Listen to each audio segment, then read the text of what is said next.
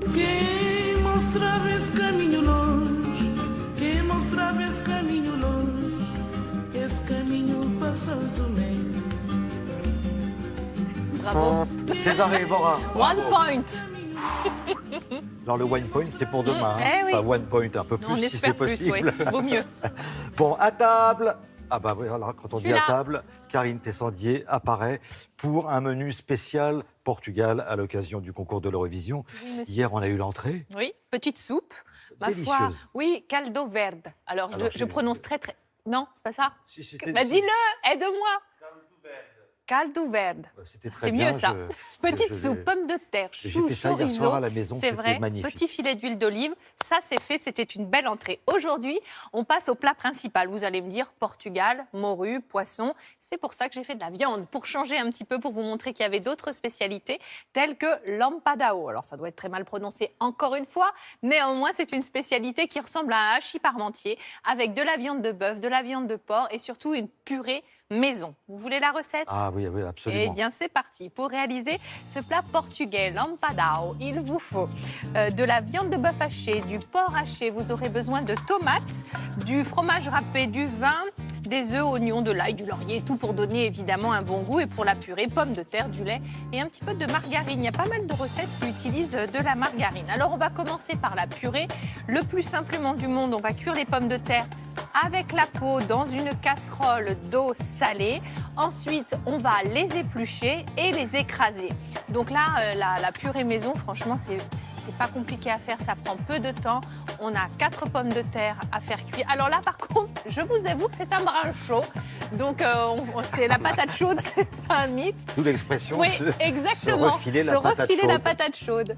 Ensuite, avec le presse-purée, on va écraser tout simplement, rajouter un petit peu de margarine.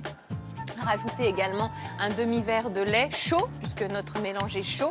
Et puis, on va goûter, on va assaisonner. Vous pouvez rajouter ce que vous souhaitez à l'intérieur.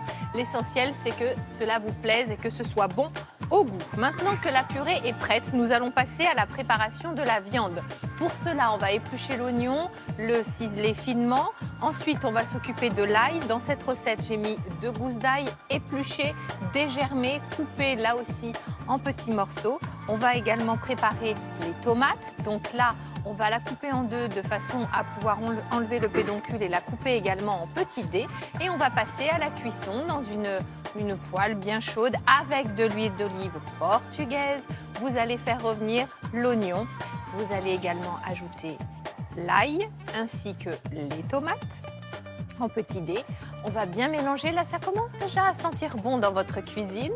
Vous ajoutez l'assaisonnement. Là, on va mettre un petit peu de laurier.